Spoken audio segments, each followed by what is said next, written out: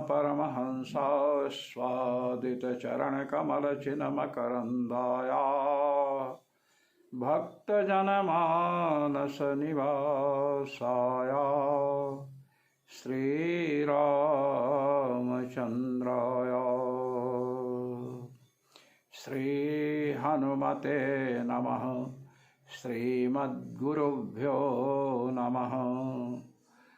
श्री सर्वेश्वर कृष्णाय नमः। आज शरद पूर्णिमा है।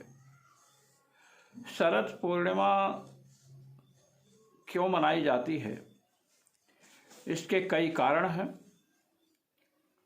आस्तिक जगत में शरद पूर्णिमा को ही भगवान ने महारास का आरंभ किया था। श्रीमद् भागवत महापुराण के 10वें स्कंध के 29वें अध्याय में भगवान ने 8 वर्ष की अवस्था में रास लीला की। आपको हम बतलाना चाहते हैं कि भगवान ने 7 वर्ष में गोवर्धन धारण किया था।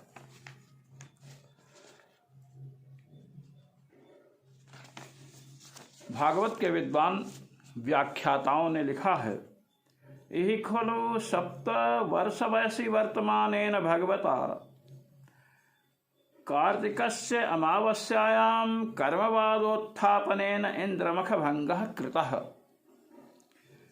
7 वर्ष की अवस्था में विद्यमान जो परमात्मा श्याम सुंदर हैं, उन्होंने इंद्र के मख का यज्ञ का भंग किया, विनाश किया। भगवान तो यज्ञ की रक्षा करते हैं। इंद्र के मन में अहंकार आ गया था, इसलिए उस अहंकार को नष्ट करने के लिए भगवान ने इंद्र के लिए जिस यज्ञ का आरंभ होता था उसका विध्वंस किया। 7 वर्ष के थे प्रभु। इसके बाद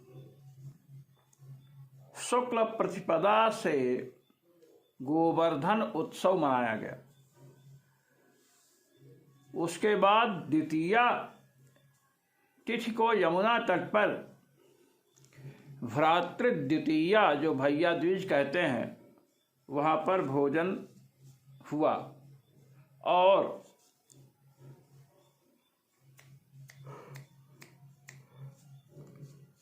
इसके बाद गोवर्धन पूजा हुई। इन्होंने कोप किया। भ्रातृ द्वितीया को सबने भोजन किया। इंद्र का यज्ञ रुक गया तो महाराज इंद्र ने कोप किया और 9वीं पर्यंत भगवान ने गोवर्धन पर्वत को धारण किया। और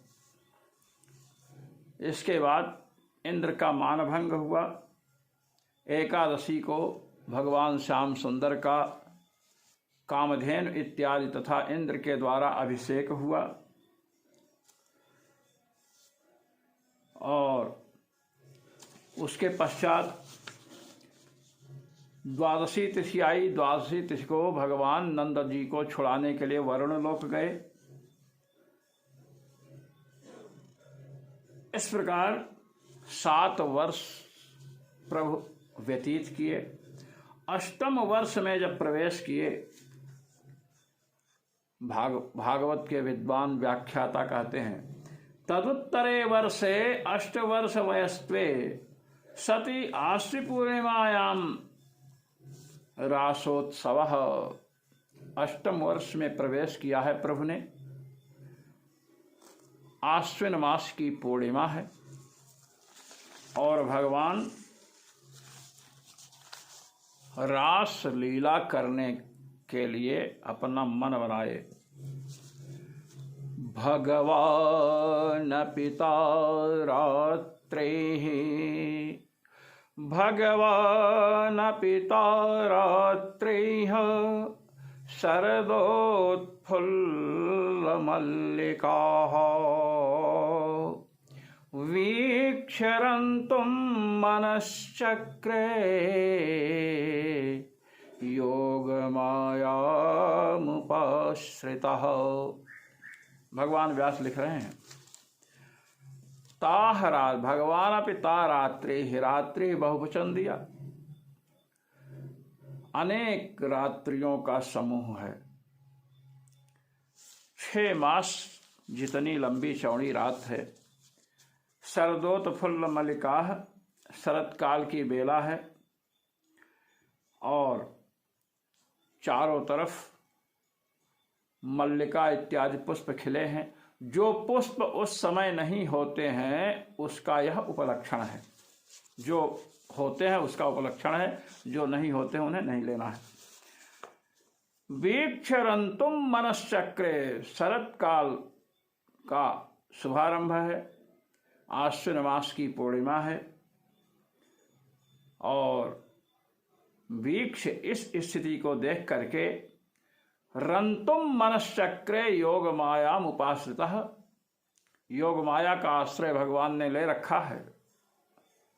योग माया का आश्रय लिया तो इसका प्रभाव यह हुआ कि जिस समय भगवान वंशी निनाद करते हैं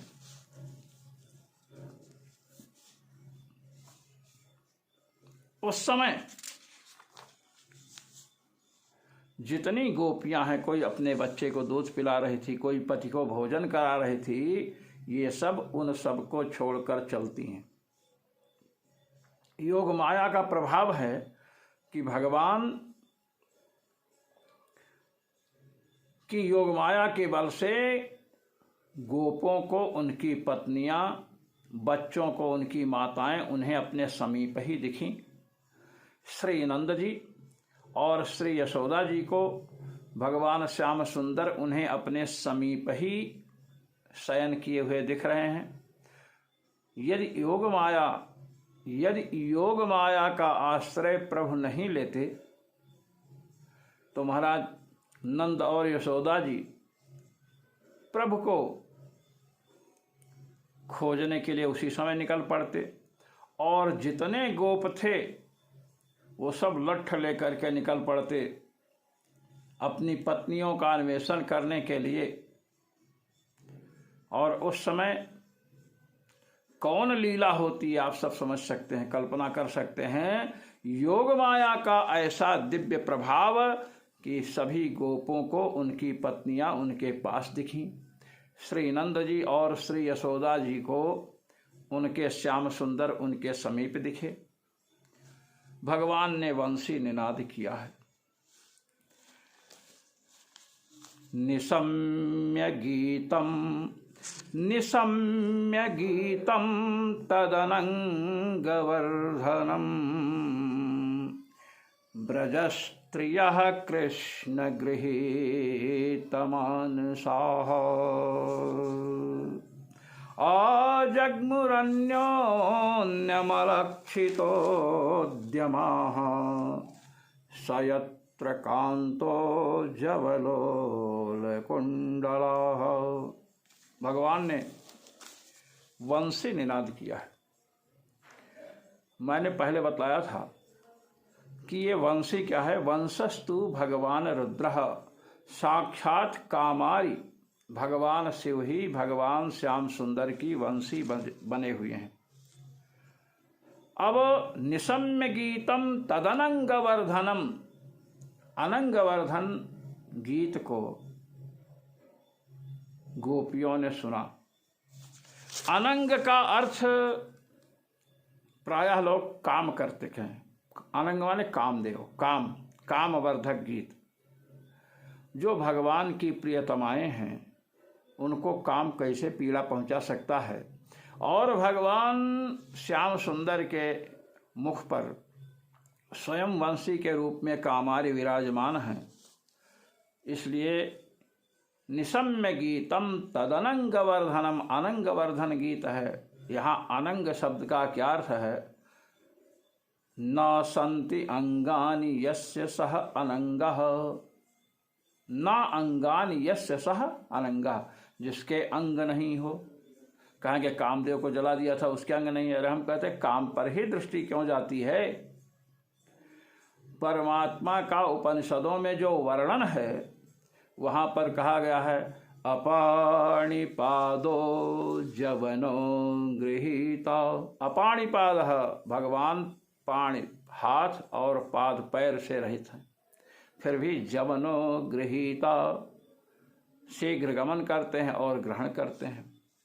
पूज्यपाद गोस्वामी जी ने इसी रहस्य को हिंदी भाषा में कहा, बिनु पग चलय सुनय बिनु काना, कर बिनु कर्म करे विधि नाना, बिनु वाणी वक्ता बड़ जोगी।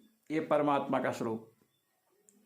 अनंग वर्धनम न अंगानि यस्य सह अनंगः, जिसके अंग नहीं हैं, जिनके भौतिक अंग नहीं हैं, प्राकृतिक अंग नहीं हैं, ऐसे परमात्मा का वर्धन अर्थात परम ऐसा भगवान ने अपने वंशी से निनाद किया है कि जिस निनाद के श्रवण से गोपियों के हृदय में जो अनभिव्यक्त ब्रह्म तत्व है वह अभिव्यक्त हो गया। यही अनंग वर्धन है गीत। अनंग अर्थात प्राकृत अंगों से रहित जो श्याम सुंदर हैं, परब्रह्म हैं, यशोदा के आंगन में क्रीड़ा करने वाले हैं, 8 वर्ष की अवस्था में हैं, ऐसे प्रभु के स्वरूप का विकास हुआ, आविर्भाव हुआ और महाराज देहाध्यास छूट गया।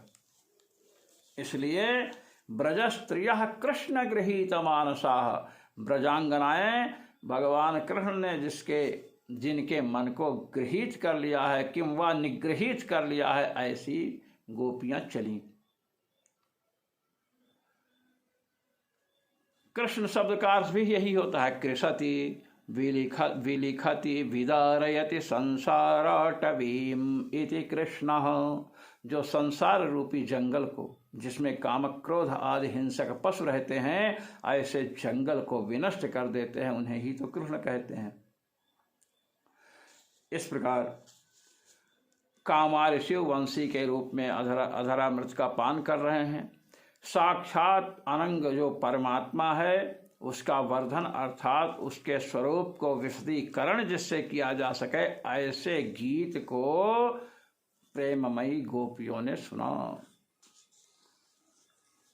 अजग्मुरन्योन्यमलक्षितोद्यमाः, एक दूसरे को कोई देख नहीं रहा है, क्योंकि देहाध्यास जब हो तब चाक्षुष प्रत्यक्ष कर सकता है। कृष्ण गृहीत मानसाः, देखिए जब प्रत्यक्ष होता ना आँख से किसी का, तो वस्तु से नेत्र इंद्रिय जुड़ती है, नेत्र इंद्रिय से मन, नेत्र इंद्रिय मन से जुड़ेगी और मन आत्मा से जुड़ेगा, तब चाक्षुष प्रत्यक्ष होगा। क्योंकि ब्रजांगनाओं के मन को भगवान श्री कृष्ण ने ग्रहण कर लिया है, इसलिए अब उस मन से इंद्रियां जुड़ नहीं पा रही हैं। इसलिए अन्योन्य अलक्षितोद्यमा, एक दूसरे के उद्यम को, अजग्मुरन्योन्यम अलक्षितोद्यमा, एक दूसरे के प्रयास को, उद्यम को देख नहीं पा रही हैं, क्योंकि मन से चक्षुरिंद्रिय का संबंध नहीं हो सकता है। सयत्र कांतो जवलोल कुंडलः, देखिए जवलोल कुंडलाः, सयत्र कांतो जवलोल कुंडलाः, कुंडल जो पहन रखी है ना महाराज, कुंडल हिल रहा है क्योंकि दौड़ करके आई हैं, देहाध्यास विस्मृत हो चुकी हैं। ऐसी गोपियों ने आकर भगवान के चरणों में आत्मसमर्पण कर दिया। बहुत सुंदर वर्णन किया है। चंद्रमा आकाश मंडल में है। श्रीमद् भागवत महापुराण में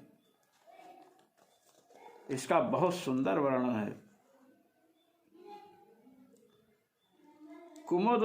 कुमुदवंतुम अखंड मंडलम, चंद्रदेव का मंडल जो है एकदम आकाश में है। महाराज भगवान ने समझाया कि चली जाओ, किंतु गोपियों ने तो आत्मसमर्पण किया है। यहाँ इनका ज्ञान विज्ञान देखने लायक है। गोपियों को जिनको लोग अनपढ़ समझते हैं, गंवार समझते हैं, क्या कह रही हैं? मैवं विभोरहति भवान् गदितुं नृशंसम् संत्यज्य सर्वविषयांस्तव पादमूलम् भक्ता भजस्व दुरवग्रहमात्यजास्मान् देवो यथादिपुरुषो भजते मुमुक्षून्। हम आपकी शरण में आई हैं, आप ऐसा कठोर वचन न कहिए कि हम लोग चली जाएं। संत्यज्य सर्व विषयांस तव पादमूलम, संपूर्ण विषयों को, रूप रस गंध स्पर्श और उनके प्रति जो राग है, सबको छोड़ करके हम आपके पाद मूल में आई हैं। भक्ता, हम आपके भक्त हैं। भजस्व, इसलिए आप हमारा सेवन कीजिए। दुर्वग्रह मात जासमान, आप हम लोगों को त्यागिए मत। कैसे? दृष्टांत क्या देती हैं? देवो यथादि पुरुषो भजते मुमुक्षुन, जैसे आदि पुरुष जो परमात्मा हैं वे मुमुक्षुओं को अंगीकार करते हैं, इसी प्रकार आप हमें अंगीकार कीजिए। इस प्रकार महाराज गोपियों ने कहा, भगवान ने कहा ठीक है, समझाने पर भी नहीं मानी। प्रभु रास लीला आरंभ करते हैं और इसी के मध्य में गोपियों को मान होता है और श्री जी, गोपियों को अभिमान होता है, श्री जी को मान होता है। तो महाराज भगवान अंतर्धान हो जाते हैं। गोपियों ने इनका अन्वेषण किया है। सबसे बड़ी बात है कि गोपियां जब अन्वेषण कर रही थीं और भगवान के सुकोमल चरणारविंद का दर्शन करती हैं वन में, तो गोपियों ने क्या भाव व्यक्त किया जो मनन करने के योग्य है। क्या कहती हैं? धन्या अहो अमी आल्यो, धन्या अहो अमी आल्यो, गोविन्दाङ्घ्र्यब्जरेणवः, गोविन्दाङ्घ्र्यब्जरेणवः, यान् ब्रह्मेशो रमा देवी दधुर्मूर्ध्न्यघनुत्तये। श्री गोपियाँ कह रही हैं, धन्या अहो अमी आल्यो गोविंदांघ्रव्यरेणवः। हे सखियों, ये गोविंद के अंघ्रि माने चरण कमल की, अंघ्रव्य, अंघ्रि कहते हैं पद को, गोविंद के जो पद रूपी अब्ज माने कमल हैं, श्री श्याम सुंदर के चरण रूपी जो कमल हैं, श्री श्याम सुंदर के चरण कमल जो हैं, उनसे संस्पृष्ट जो ये रज है, धूलिकण है, ये धूलिकण धन्य हैं, क्योंकि श्री श्याम सुंदर के चरण कमल का स्पर्श इनको प्राप्त हुआ है, इसलिए ये धूलिकण धन्य हैं।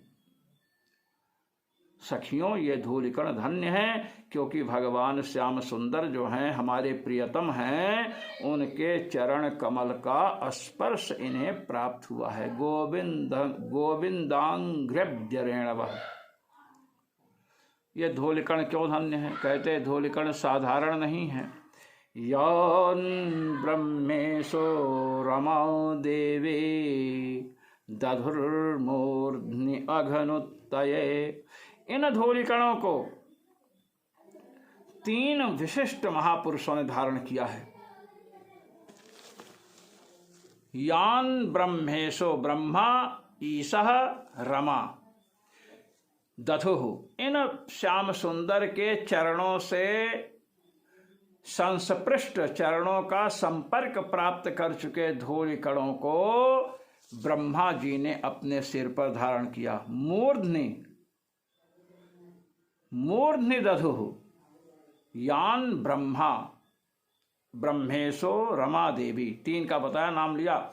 ब्रह्मा जी का नाम, ईश शंकर जी का नाम, रमा देवी तीसरी भगवती लक्ष्मी है। भगवान ब्रह्मा ने, भगवान शिव ने और भगवती लक्ष्मी ने अपने सिर पर श्याम सुंदर के चरण कमलों से संस्पृष्ट जो रजह कण है, जो धूलि कण है, उसे अपने सिर पर धारण किया है। क्यों धारण किया? तो गोपियां कहते हैं अघनुत्तये यान ब्रह्मेशो रमा देवी दधुर्मूर्ध्नि अघनुत्तये।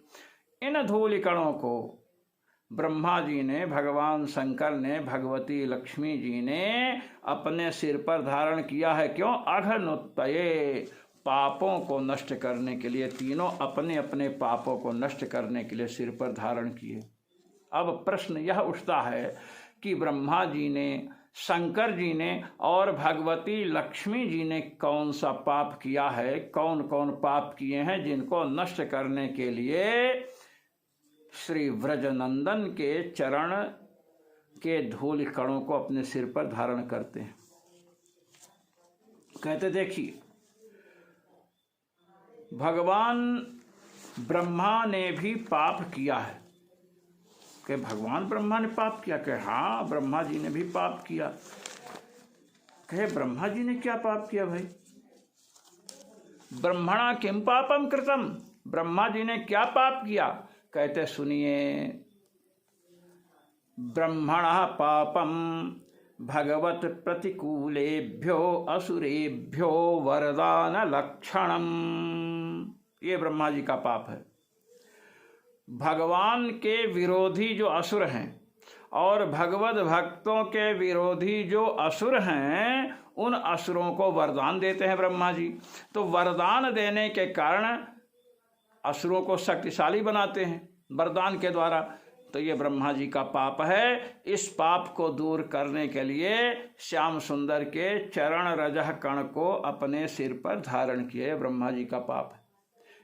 इन चरणों के रजह कण को, धूल कणों को सिर पर धारण करने से ब्रह्मा जी अपने पाप से छूट जाते हैं। कई भगवान शिव क्या करते हैं? रुद्रस्य पाखंडन प्रवर्तन लक्षणम पापम। कहते हैं रुद्र भगवान शिव पाखंड का प्रवर्तन करते हैं। पाखंड का प्रवर्तन,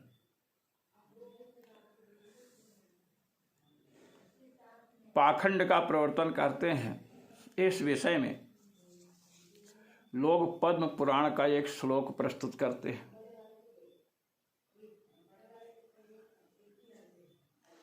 विशेषकर श्री रामानुज संप्रदाय के लोग कहते हैं कि मायावादमसच्छास्त्रम प्रच्छन्नं बौद्धमुच्यते मयैव कथितं देवी कलौ ब्राह्मण रूपिणा। भगवान शिव भगवती पार्वती से कहता है कि ये जो मायावाद है, श्री शंकराचार्य जी महाराज का जो मायावाद है, ये असत शास्त्रम, ये असत शास्त्र है। भगवती ने पूछा कैसे असत शास्त्र? कहे प्रच्छन्नम बौद्धम, ये प्रच्छन्न बौद्ध, ये शास्त्र क्या है? प्रच्छन्न बौद्ध है, बुद्ध मत का अनुगमन करने वाला है। तो ये प्रच्छन्न बौद्ध कहा जाता है। अर्थात श्री शंकराचार्य महाराज प्रच्छन्न बुद्ध थे। श्लोक के अनुसार मैं कह रहा हूं, मयैव कथितम देवी, हे देवी, मैंने ही इस शास्त्र को कहा है। कलौ ब्राह्मण रूपिणा, कलयुग में ब्राह्मण रूप से। ब्राह्मण रूप कौन? श्री शंकराचार्य जी महाराज।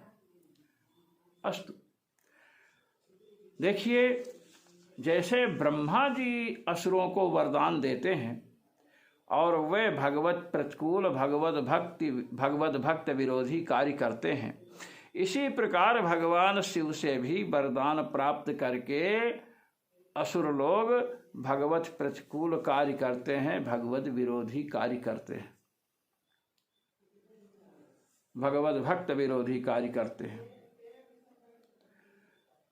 इस अनिष्ट से, इस पाप से बचने के लिए भगवान शिव ने भगवान श्याम सुंदर के चरण से स्पृष्ट जो धूल कण है उन्हें अपने सिर पर धारण किया। कहते अच्छा भगवती लक्ष्मी कौन सा पाप कर रखी हैं जिनके कारण उन्होंने भगवान श्याम सुंदर के चरण रज से, चरण कमल के रज से, कमल में रजा कण होता ना, चरण कमल के रज से संस्पृष्ट, चरण कमल से संस्पृष्ट रजा कण को, धूल कण को धारण किया। कहे कि हाँ इनको भी है, इनका भी पाप है। भगवती लक्ष्मी का क्या कहे, क्या है? कहते हैं असुर राक्षसेभ्यो विभूति वितरण लक्षणम पापम। भगवती लक्ष्मी जी का पाप यह है कि असुर और राक्षस सबको संपत्ति खूब देती हैं। हनुमान जी महाराज जब लंका में गए, रावण की संपत्ति देख करके आश्चर्य में पड़ गए। तो असुर और राक्षसों को संपत्ति देती हैं। ये संपत्ति वितरण स्वरूप जो पाप है, अर्थात असुरों को, राक्षसों को संपत्ति देने से जो पाप लगता है, उन सभी पापों को नष्ट करने के लिए भगवान श्याम सुंदर के चरण रज को अपने सिर पर धारण करती हैं। धन्या अहो अमी आल्यो गोविंदांघ्र्यब्जरेण वह यान ब्रह्मेशो रमा देवी दधुर्मूर्ध्नि अघनुत्तये। इस प्रकार ये आश्विन मास की पूर्णिमा है। चंद्रमा नभोमंडल में विराजमान है और इस समय भगवान का पूजन करके, भगवती लक्ष्मी जी का पूजन करके पायस को, खीर को खुले पात्र में रखा जाए, किसी वस्त्र से ढका जाए। ऐसा वस्त्र नहीं हो कि चंद्रमा की किरणें ही उसमें न जाएं। कीट और पतंगों से रक्षा की जाए और 12 बजे तक रख करके भगवान को भोग लगाया जाए, भोग के साथ रख दिया जाए। और महाराज चंद्रमा से निकलने वाले अमृत का संपर्क होने से वह खीर कई प्रकार से, भगवत प्रसाद होने से पाप को नष्ट करेगी, भगवान में प्रेम बढ़ाएगी, भगवान की माया पर विजय दिलाएगी और ऋतु के अनुकूल होने से अनेक रोगों को नष्ट करेगी। इसी प्रकार शरद पूर्णिमा के अवसर पर समस्त राष्ट्रवासियों को, समस्त भक्तों को भगवान श्री सर्वेश्वर रघुनाथ जी की ओर से शुभकामनाएं, शुभ संदेश। जय श्री राम, जय श्री कृष्ण।